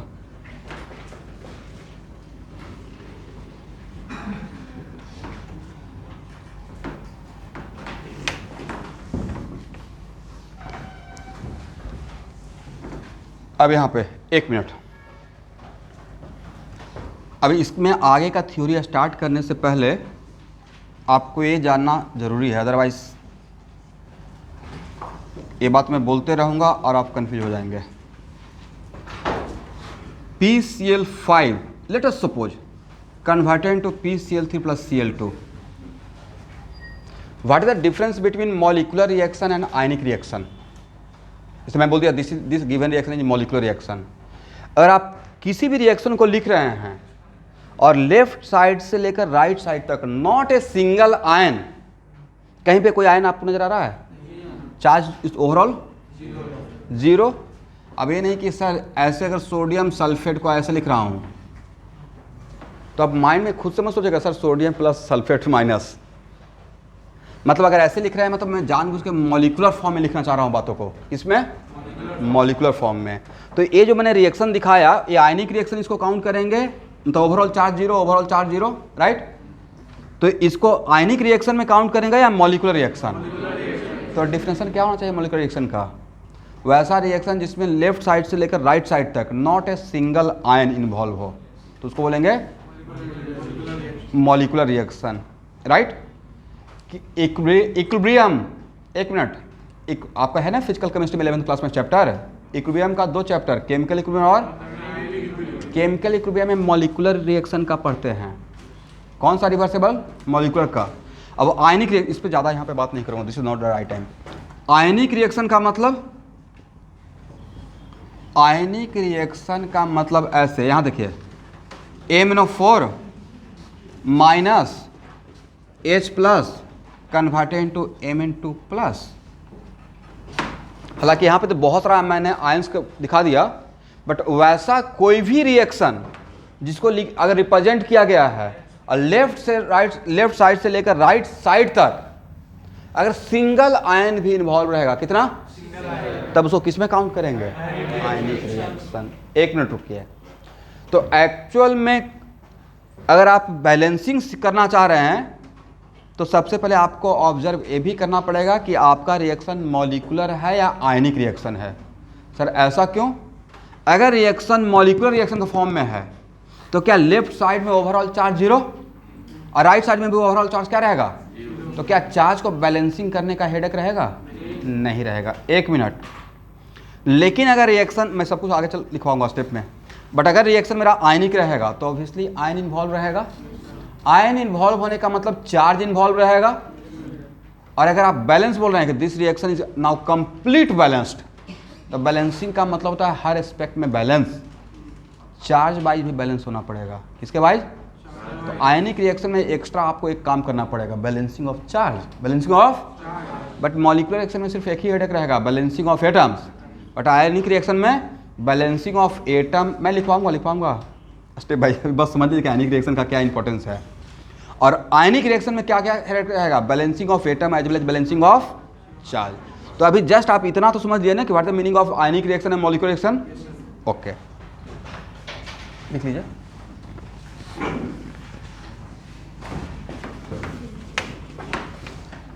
अब लिखिए ऑक्सीडेशन नंबर मेथड में। देखिए स्टूडेंट, इन सब पॉइंट से आप घबराइएगा नहीं। जब प्रैक्टिस करना स्टार्ट करेंगे तो बहुत फास्टली हो जाता है, बट एज ए टीचर कुछ तो पॉइंट लिखवाना पड़ेगा। तो हम लोग कौन सा मेथड पढ़ रहे हैं? पहला पॉइंट लिखिए, find the oxidation number of all atom, find the oxidation number of all atom on both side, find the oxidation number of all atom on both side, reactant side as well as product side.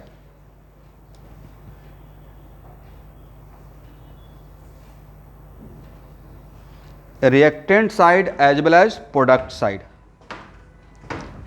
and identify oxidizing agent and reducing agent, and identify oxidizing agent and reducing agent.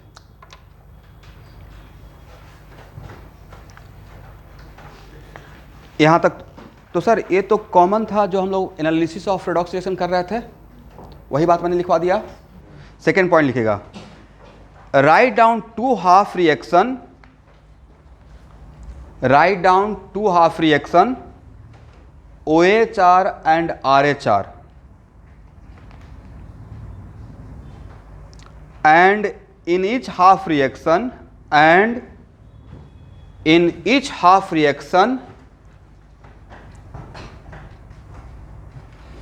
balance those atoms, and in each half reaction balance those atom whose oxidation number are changing, whose oxidation number are changing। फिर से एक बार मैं बोल रहा हूं, write down two half reaction OHR and RHR, and in each half reaction balance those atom whose oxidation number is what? Changing. Third point, calculate number of electron loss and gain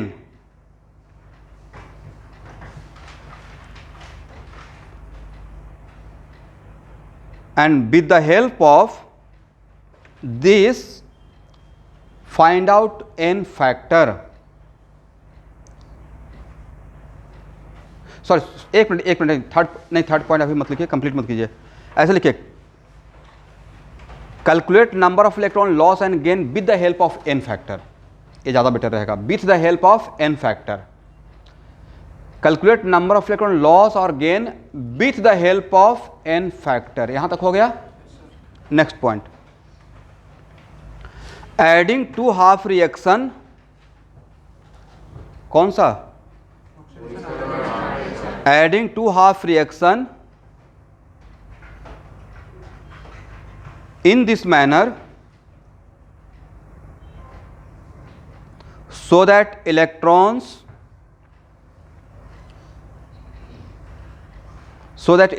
are cancelled out, so that electrons are cancelled out and for this apply your common sense. इसको भी लिखिए, ये थोड़े मैं बताऊंगा 2 से multiply करना है 3 से। पर्पस क्या है? OH और RH को ऐड करते हुए इलेक्ट्रॉन क्या होना चाहिए, इसके लिए कौन सा सेंस? यस, ये मैं एक्चुअली मैं लिखा हूँ खुद का पॉइंट में भी। अब इतना कहानी बनाएंगे कि देखिए इसमें 2 इलेक्ट्रॉन है, इसमें 3 है, तो इसमें इतना से मल्टीप्लाई करेंगे। इसके लिए बेटर है कि कॉमन सेंस अप्लाई करेंगे, राइट? सच में लिखवाया हूँ, लिखिए अप्लाई योर कॉमन सेंस। लिखिए 1 मिनट, यहां तक आते हुए क्या क्या हो जाएगा? OH और RH को ऐड करते करते हम लोग का वो सारा एटम बैलेंस रहेगा जिसका चेंज हो रहा है यहां। उसके बाद सुन लीजिए, उसके बाद मैं लिखना स्टार्ट करूंगा। इस OH प्लस RH करने के बाद अब हम लोग कंपेयर करेंगे ओरिजिनल अनबैलेंस रिएक्शन से। किसे? यस। और उस कंपेरिजन में देखेंगे कि पहला ऑब्जर्वेशन कि मेरा रिएक्शन आयनिक है या मॉलिक्यूलर है। क्या देखेंगे? यहां तक आते हुए देखने का रिक्वायरमेंट नहीं है कि आयनिक है या मॉलिक्यूलर है। जैसे ही OH प्लस RH के बाद नेक्स्ट जब बढ़ना रहेगा, क्योंकि बढ़ना तो पड़ेगा ही, क्योंकि OH plus RH is not the complete balance, right? यहाँ पे ओनली दोज बैलेंस्ड जिसका चेंज हो रहा था। तो आफ्टर दिस हम लोग को ऑब्जर्व करना है कि रिएक्शन मॉलिक्यूलर है या आयनिक। ऐसा क्यों? क्योंकि मॉलिक्यूलर रहेगा तो चार्ज को बैलेंस करने के लिए दिमाग में नहीं रखना पड़ेगा, बट आयनिक रहेगा तो चार्ज का बैलेंसिंग भी साथ में चलना पड़ेगा, राइट? लेकिन नेक्स्ट पॉइंट, नेक्स्ट पॉइंट, इसको जो भी पॉइंट बन रहा है क्या है? 5th पॉइंट है, compare this reaction with original unbalance reaction.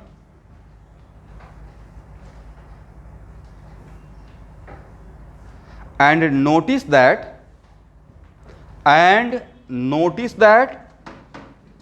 given reaction is molecular or ionic, and notice that given reaction is molecular reaction or ionic reaction, and notice that given reaction is molecular reaction or ionic reaction। इसका मतलब है कि यहां से अब 2 रास्ता, molecular है या, अब लिखिए if given reaction is molecular reaction, if given reaction is molecular reaction, अगर मेरा गिवन रिएक्शन मॉलिक्यूलर रिएक्शन है, देन लिखिएगा पॉइंट ए बनाकर, balance other atom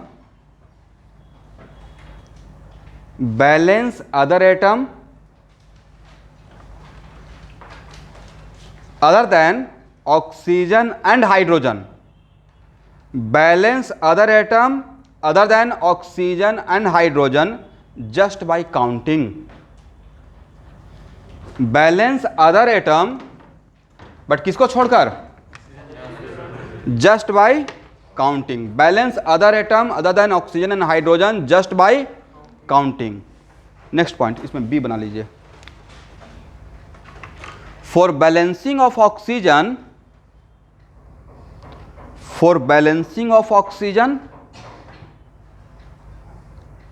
add required number of water molecules, for balancing of oxygen add required number of water molecules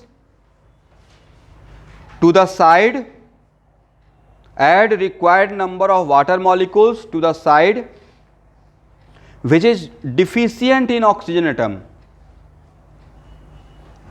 फिर से मैं repeat कर रहा हूं, for balancing of oxygen add required number of water molecules to the side, 2 side है ना, reactant side या product side, to the side which is deficient in oxygen atom. मतलब किसी तरफ, सपोज कीजिए ए राइट साइड या left side, इस तरफ 3 ऑक्सीजन कम है, राइट? तो क्या ऐड कर देना है? 3H2O। कितना ऐड कर देंगे? 3H2O। एग्री? और देखिए इस मेथड का खासियत, ब्यूटी, ऑक्सीजन को बैलेंस करते करते हाइड्रोजन ऑटोमेटिक बैलेंस हो जाएगा। ऑक्सीजन को बैलेंस करते करते 99% रिएक्शन में मैंने ऑब्जर्व किया है। ऑक्सीजन को बैलेंस करते करते ऑक्सीडेशन नंबर मेथड में हाइड्रोजन ऑटोमेटिक क्या हो जाएगा, बैलेंस नजर आ जाएगा। ये देखिएगा एग्जांपल में, ठीक है। तो लास्ट पॉइंट क्या रहेगा, बैलेंसिंग ऑफ हाइड्रोजन। लिखिए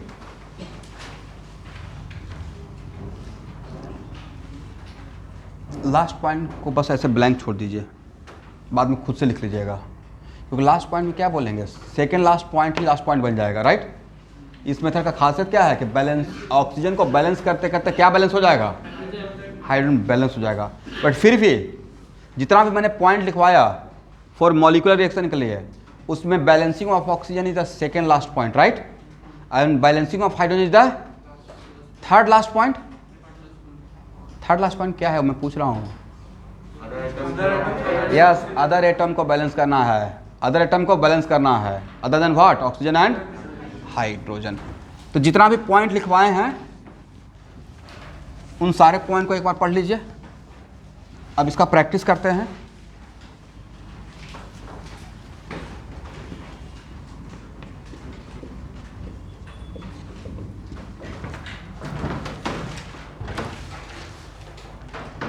यहाँ देखिए स्टूडेंट, यहाँ पे मैंने एसिडी का बेसिक मीडियम को डिवाइड किया नहीं किया, जानबूझ के नहीं किया।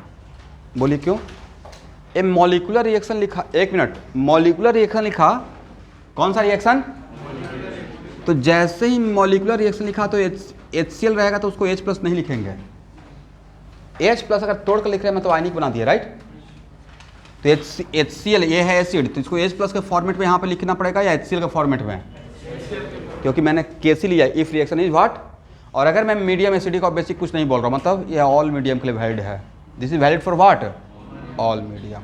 आयनिक रहेगा तो वहाँ पे मीडियम का बात करूँगा, बट अगर मॉलिकुलर रिएक्शन में मैंने मीडियम का बात बाइफर्केट करके नहीं किया, मतलब this is valid for all type of situation, correct. चलिए एक एग्जाम्पल लेते हैं। अब इसके बाद सिर्फ प्रैक्टिस, ठीक है।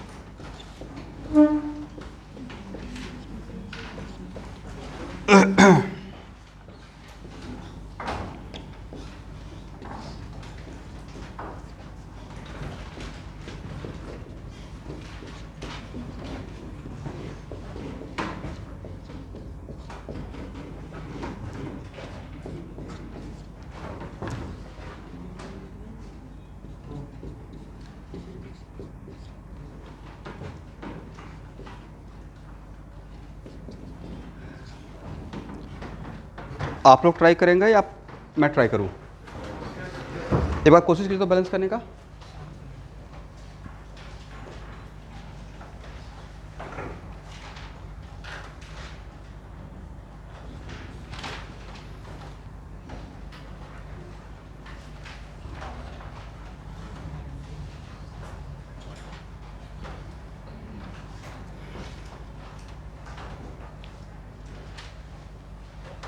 ये अनबैलेंस रिएक्शन दिया हुआ है, इसको बैलेंस करना है। और जितना भी पॉइंट लिखवाए हैं उसके थ्रू जाइए। एटलीस्ट आपको OH + RH तक तो आने सिखाया ही गया है। सही या गलत, सब लोग ट्राई कीजिए।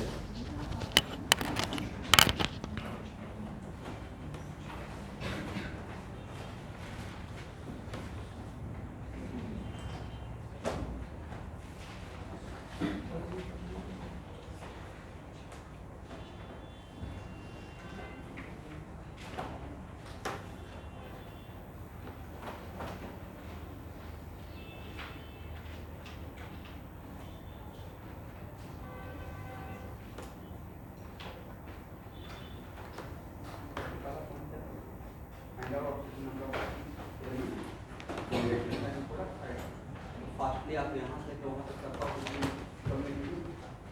तो चलेगा, कितना चेंज हो रहा है।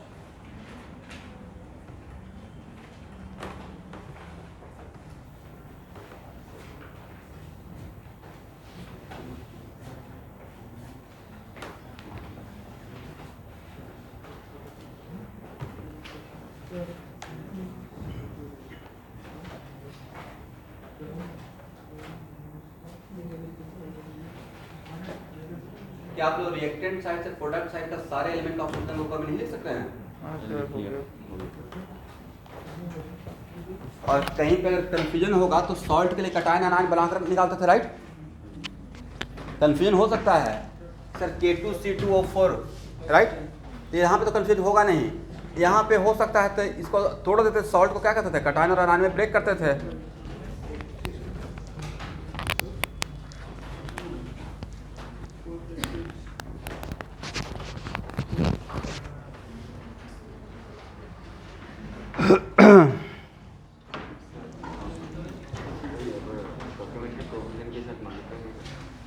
क्या बोले?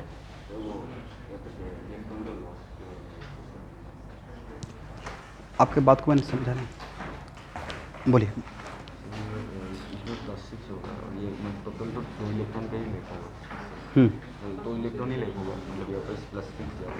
हाँ, नो प्रॉब्लम। मतलब जो भी तरीका अभी तक पढ़े हैं ना, उसी को फॉलो करना है।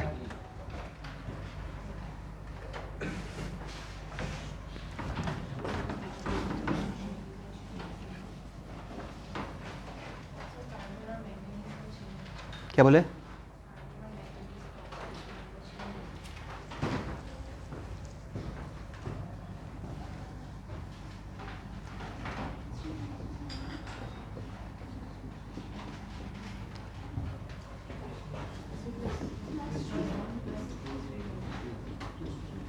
सही है।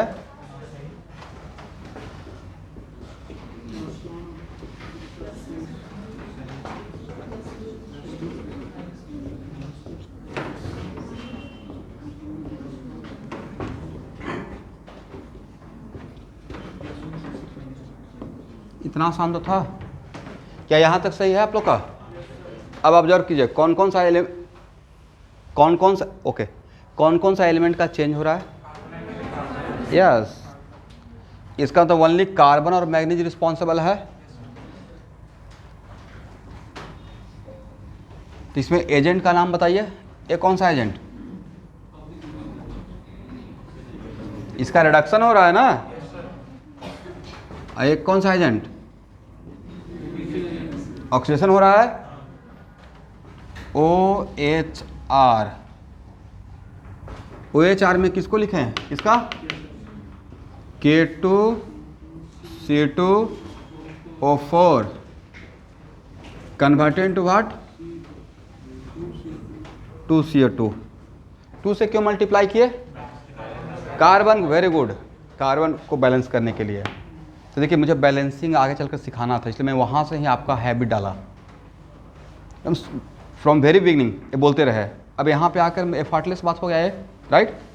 इसका एन फैक्टर क्या? दो गेन या लॉस? लॉस ना। और आप लिख रहे हैं स्टेप ऑक्सीडेशन, हाफ रिएक्शन का ऑक्सीडेशन का, तो loss of electron is called oxidation. इसका मतलब एन फैक्टर निकाले 2 इंटू शायद यही आया होगा 4 - 3, इज इट राइट? गेन या लॉस? लॉस। तो यहाँ पे 2 इलेक्ट्रॉन, जितना एन फैक्टर आएगा उतना ही इलेक्ट्रॉन लॉस बाय 1 मॉलिक्यूल, उतना ही इलेक्ट्रॉन लॉस बाय 1 मॉलिक्यूल इस स्टेप में, करेक्ट? ये वही तो मैं लिखवाया था, एन फैक्टर के हेल्प से लॉस और गेन निकाल लीजिएगा। तो यहाँ तक आप लोग को सही है? हाँ ना, कुछ बोलिए भाई। इसको हटाएं।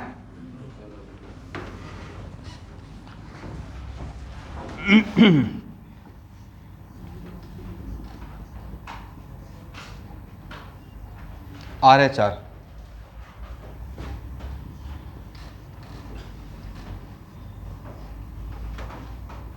KMnO4, agree? Convert into what?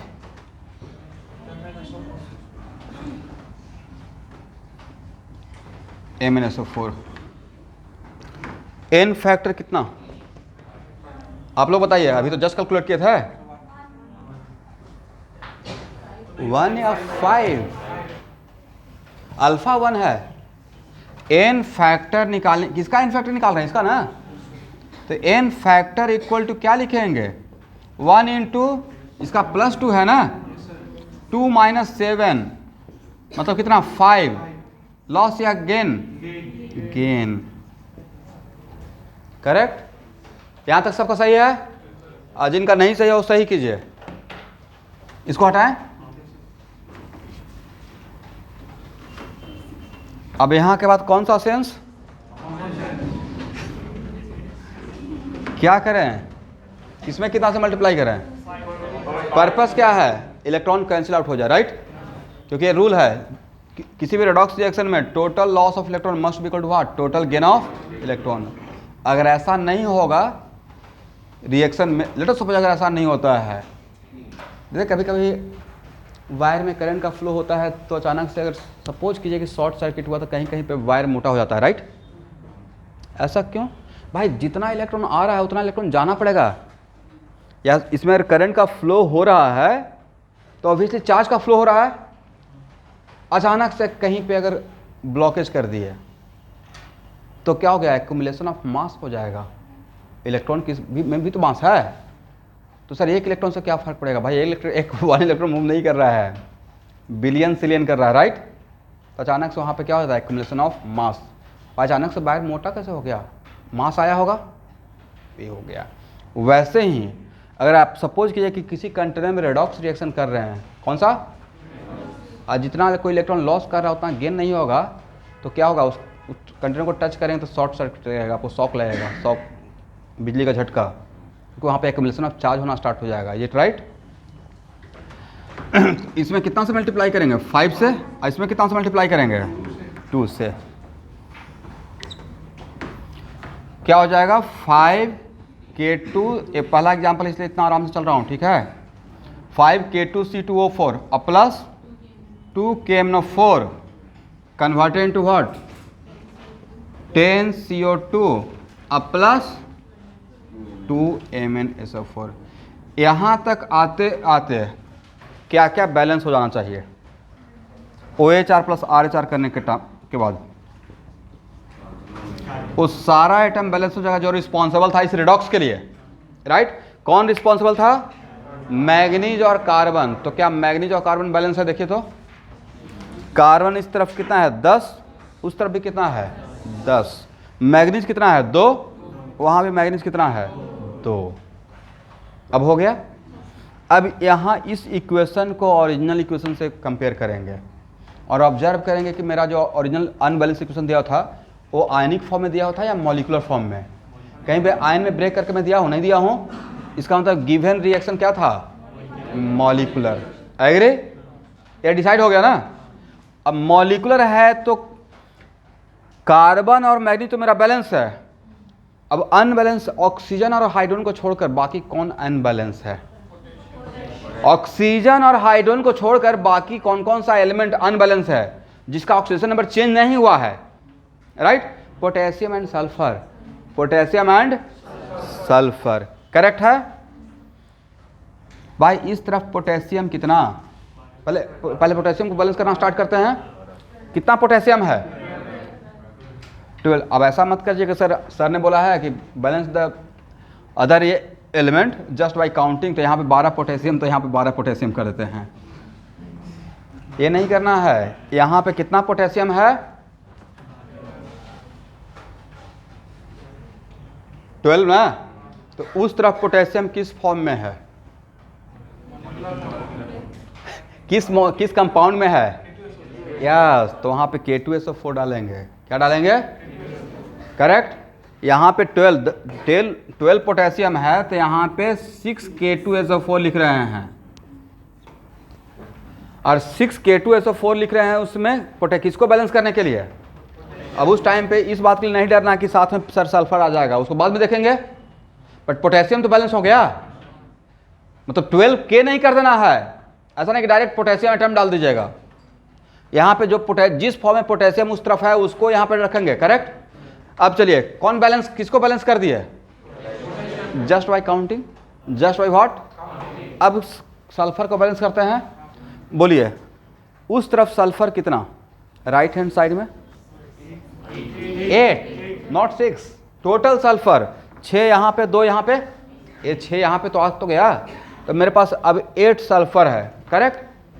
तो इस तरफ सल्फर को रखने के लिए, सल्फर इस तरफ किस फॉर्मेट में था, तो यहाँ पे यस 8H2SO4। एग्री ना? क्या बोले? ठीक है, चलिए यहाँ तक। अब यहाँ तक आते हुए क्या क्या बैलेंस हो गया?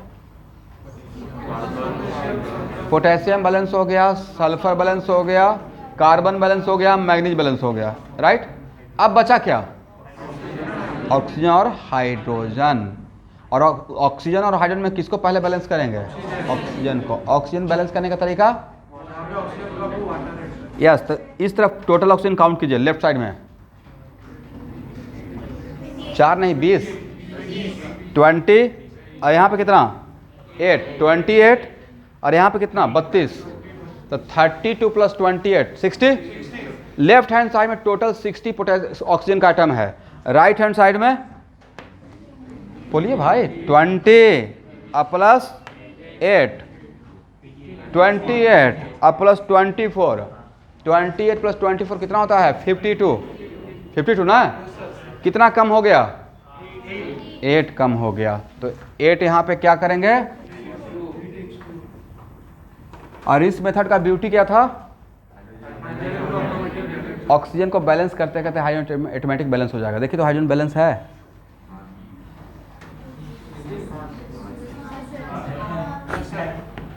ये 16 है हाइड्रोजन, राइट। उस तरफ भी कितना है? बैलेंस हो गया, टेंशन खत्म। ये एक्चुअल में टफ था क्या? बच्चों का गेम है। देखने से लग रहा था अच्छा इतना बड़ा रिएक्शन है, कुछ नहीं था भाई। अगर इसको सही से फास्टली किया जाए, आप लोग खुद ही कर लीजिएगा, 2 मिनट का काम है। बहुत आराम से बनाइएगा तो 3 मिनट में हो जाएगा। नहीं बनाना चाहेंगे तो 10 मिनट। इसको हटाया जाए, एक बार फिर से देख लीजिए मैंने क्या क्या वहाँ पे किया है।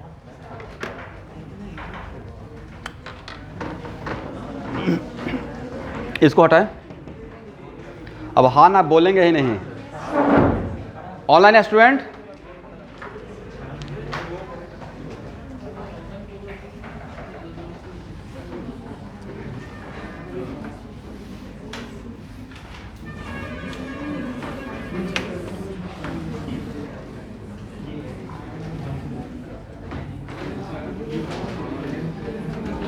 इलेवेंथ क्लास के बच्चे देखिए, बार बार एक बहुत मोटिवेशनल बात बोलते रहता हूँ। एक प्रिपरेशन का फेज है। सबसे पहले एकदम ग्राउंडेड लेवल पे जाकर ये अप एंड डाउन तैयारी में ये बहुत बार होगा भाई। कभी बहुत लगे कॉन्फिडेंस रहेगा, जैसे 2 प्रॉब्लम नहीं बनेगा तो कॉन्फिडेंस का लेवल ऐसे आ जाता है। नहीं मतलब जो भी रहेगा तो ऐसा लगता है कि शायद ऐसा आपके साथ होता होगा। जो भी कंपटीशन के लिए तैयारी करते रहता है सबके साथ होता है। सेम फेज से हम लोग भी गुजरे होंगे। और ऐसा अगर हो रहा है मतलब आप सही ट्रैक पे चल रहे हैं। ऐसा होना बंद हो गया है इसका मतलब तैयारी छोड़ दिए, नहीं तो आप बहुत टैलेंटेड हो। जो भी मतलब गॉड गिफ्टेड, जो भी प्रॉब्लम उठा रहे हैं आप सब बनते जा रहा है। मतलब ये बिल्कुल सबके साथ होता है कि कभी बहुत अच्छा लग रहा है, हाँ अब हो जाएगा, अब कोई टफ चैप्टर आ गया। इसलिए ये आपका 2 साल तक ये फेज से 11th क्लास के बच्चे गुजरना पड़ेगा आपको। इसी को एंजॉय कीजिए। देखते ना, दिल का धड़कन जब तक चलते रहता है मतलब सब कुछ सही है। अप एंड डाउन होता रहता है, राइट। जब जैसे स्ट्रेट लाइन होता है मतलब कहानी ख़त्म। ऐसा ही कुछ है ना, इसलिए सही चल रहा है। इसलिए कभी भी अगर ऐसा रहता है कि मार्क्स कम आ गया, ज़्यादा आ गया, कम आ गया, उसको एक्सेप्ट करके आगे करेंगे, राइट। इसलिए प्लीज़ वो सब मत सोचिएगा और गिव अप मत कीजिए। बस लास्ट डे तक आप लगे रहिए, सही जगह पे पहुंच जाइएगा। अब सही जगह का मतलब है कि सबका अपना अपना टैलेंट है। अब कोई ये बोल देगा कि सब आईआईटी कर जाएगा, पॉसिबल नहीं। लेकिन कम से कम तो एट वर्स्ट गवर्नमेंट कॉलेज का मतलब स्टेट का गवर्नमेंट कॉलेज, इवन कि एई से भी पहुंच गए जो इंजीनियरिंग का तैयारी कर रहे हैं। तभी तो भाई प्राइवेट में नहीं जाना पड़ा। उसके बाद आपका टैलेंट है। सो मेनी एग्जाम्पल है मेरे ही स्टूडेंट का, सो मेनी एग्जाम्पल। नहीं बोले कभी अगर ऐसा रहेगा तो यहाँ पे जूम पे उनको इंटरव्यू करवा दूंगा। एक एकदम 2011 का बात बता रहा हूँ। एक स्टूडेंट अच्छा खासा मतलब ठीक ठाक पढ़ने में, आज के डेट में उनका लाइफ स्टाइल देखता हूँ तो मतलब मुझे अच्छा लगता है, प्राउड फील होता है। AEC से केमिकल पढ़े और नहीं हुआ, NIT तक भी नहीं पहुँच पाया, बट गिव अप नहीं किया और वहाँ से 4 ईयर का कोर्स किए आसाम इंजीनियरिंग कॉलेज से, और उसके बाद गेट का तैयारी किए, IIT खड़गपुर से MTech किए, और वहाँ से हिंदुस्तान पेट्रोलियम में मोर देन 15 लाख का जॉब लेके निकले। 15 लाख बहुत छोटा जॉब होता है भाई IIT का, उसको बड़ा मत मानिए, वो बहुत छोटा है पैकेज। तो देखिए कहाँ थे कहाँ पहुँच गए, तो आपका विल पावर है। कितने सारे आज से 25 ईयर्स पहले जो AEC में पढ़े होंगे, हो सकता है कि आज फॉरेन वेल सेटल हो। So many example. इसलिए ये नहीं सोचना है कि हाँ यहाँ पे नहीं गया या उस जगह पे नहीं गया, मोमेंटली ऐसा लगता है। इसलिए मैं सारे बच्चों को बोलते रहता हूँ कि लगे रहिए, एटलीस्ट आप वहाँ तक भी पहुँच गए, उसके बाद का सफ़र आगे से स्टार्ट करें, वहाँ से स्टार्ट करेंगे। ऐसा भी तो होता होगा कि जो IIT में गया, उसके बाद IIT में गया और वहाँ से पास आउट होकर निकला, 5 साल का उसका सैलरी या journey after passing the IIT, और जो NIT से निकला है, NIT वाला बहुत आगे निकल जाए। सो मेनी एग्जाम्पल हो सकता है। इसलिए ये मैटर नहीं करता है, बस आप लगे रहेंगे, सिलेक्शन हो जाएगा। अब फ्रस्ट्रेशन कब होना शुरू होता है? जब आप अपने आप को दूसरे से कंपेयर करना स्टार्ट करते हैं। आप अपने सफ़र पे अकेले निकले हो, सबको एक साथ जाना है एक जगह, इसलिए अपने अपने सफ़र पे अलग हैं, अकेले निकले हैं। प्लीज़ आप तैयारी का एंजॉय कीजिए। एंजॉय का मतलब ये नहीं कि पढ़ना छोड़ दिए, मतलब इस टाइप का सिचुएशन चलते रहेगा। जैसा आपका मेंटर, जब गाइड, जो भी आप मानते हैं, जिनको भी, जो रिस्पेक्टेड आपके टीचर हैं, तो उनका बात को स्ट्रिक्टली मानिए। जो भी इस फील्ड में 10-12 साल से पढ़ा रहा है, तो बहुत सारा फेज से वो भी गुजरा है, बैच टू बैच उसका भी फेज चेंज हो रहा है, राइट। हर बैच में डिफरेंट टाइप का स्टूडेंट, तो उसके अकॉर्डिंग पढ़ाते जा रहे हैं, तो वो भी ऑब्जर्व कर रहे हैं सिचुएशन को। तो आप प्लीज़ गिव अप करने का मत सोचिए। कभी भी ऐसा होता है, होता है ना, मन में ख्याल, छोड़ देते हैं तैयारी, बोर्ड ही पहले कर लेते हैं। ये सब मत कीजिए। कॉम्पिटिटिव एग्जाम का लेवल का तैयारी करते रहेगा, बोर्ड ऑटोमेटिक हो जाएगा। और कितना बढ़िया तो कॉन्फिडेंस आपको दे रहे हैं कि बोर्ड का सारा टेंशन मेरे ऊपर छोड़ दीजिए। 12th बोर्ड का, 11th का नहीं, 12th का, मतलब मैं बिल्कुल सही से तैयारी करवा दूंगा। उतना आपसे खुद से भी नहीं हो पाएगा जितना मैं सिस्टमेटिक। नहीं यकीन है, कोई सीनियर यहाँ पे पढ़ रहे हैं, उनसे पूछिए कि आपका बोर्ड का तैयारी कैसा कैटलिस्ट में चल रहा है। भाई उनको मतलब हर दिन आप लोग तो सुनते हैं ना, बोर्ड के लिए पागल बना के रख दिया हूँ, बोर्ड में लाना है 35-50 क्वेश्चन, तो 50 में 50 बनाना है। उसको जो भी करना है वो करिए, और उसे ऐसा करवा रहे हैं, वैसा करवा रहे हैं, प्रैक्टिस कर रहे हैं उनके लिए। इसलिए 12th बोर्ड का मार्क्स मेरे लिए भी मैटर करता है, मुझे भी कोचिंग चलाना है, ठीक है।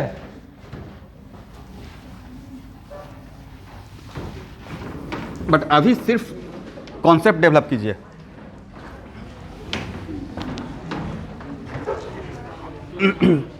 चलिए 1-2 एग्जाम्पल, आप इसी एग्जाम्पल से नेक्स्ट क्लास में स्टार्ट करूंगा।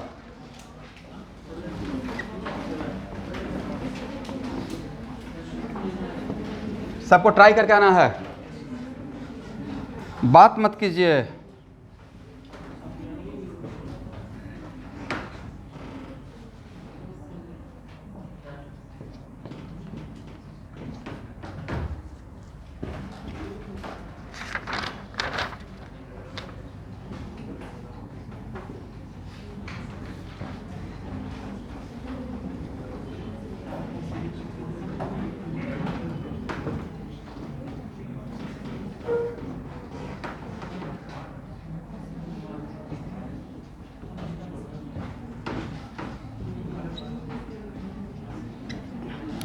मैं सबको पढ़ूंगा। यहाँ देखिए, copper plus nitric acid HNO3 CuNO3 whole 2 plus NO plus H2O, NO plus, second क्या है CrI3 क्रोमियम आयोडाइड, अब प्लस KOH, अब plus Cl2, K2CrO4 plus KiO4 plus KCl plus water, KCl plus water. Online student लिख लिए।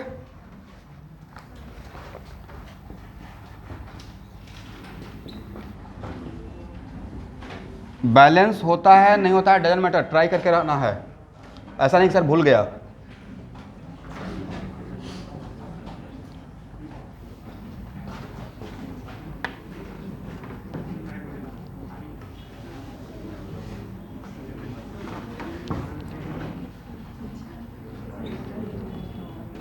इसको मैं पढ़ रहा हूँ। यहाँ देखिए, zinc plus sodium nitrate, zinc plus sodium nitrate plus NaOH, Na2ZnO2 sodium zincate not offer plus NH3 plus water. और दें,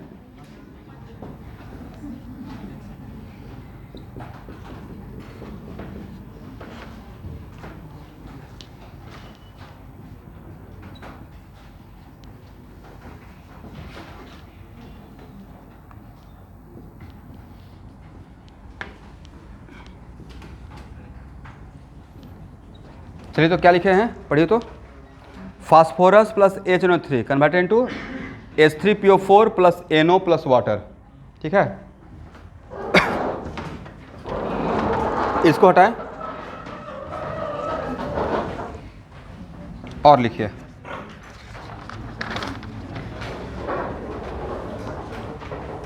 केमिस्ट्री फॉर स्कूल एग्जाम का क्लास का सिर्फ वीडियो मिलते रहेगा। समझ में आ गया ना? और उसको आपको एक वीक में कवर करना है। पिछले संडे को जो 2 वीडियो भेजे थे वो फॉलो हो गया है? 11th क्लास बच्चों से मैं बात कर रहा हूँ। बोलते ही नहीं है भाई, मतलब ऑनलाइन वाले बच्चे ये भी रिप्लाई नहीं करते हैं कि मैंने काम किया या नहीं किया। हालांकि उसमें जो व्यू से मुझे पता चल जाता है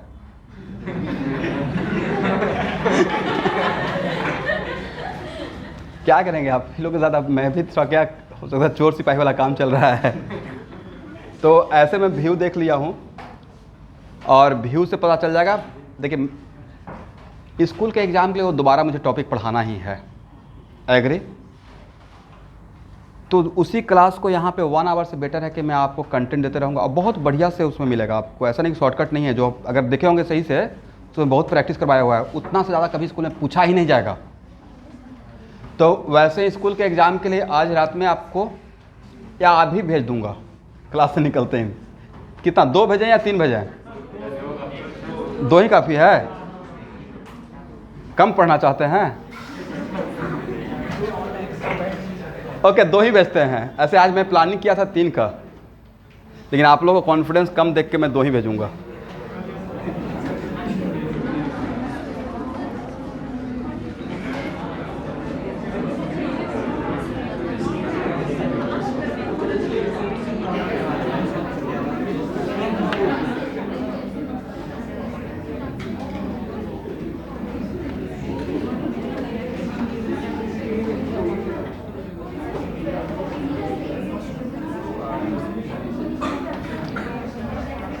यहाँ देखिए, नेक्स्ट क्लास रेडॉक्स का यहाँ से स्टार्ट करूँगा।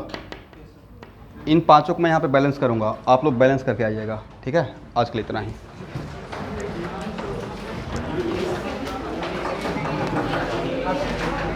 ए है आर्सेनिक, ए आर्सेनिक है, A stand for arsenic, H2S3 HNO3 H3SO4 plus H2SO4 plus NO।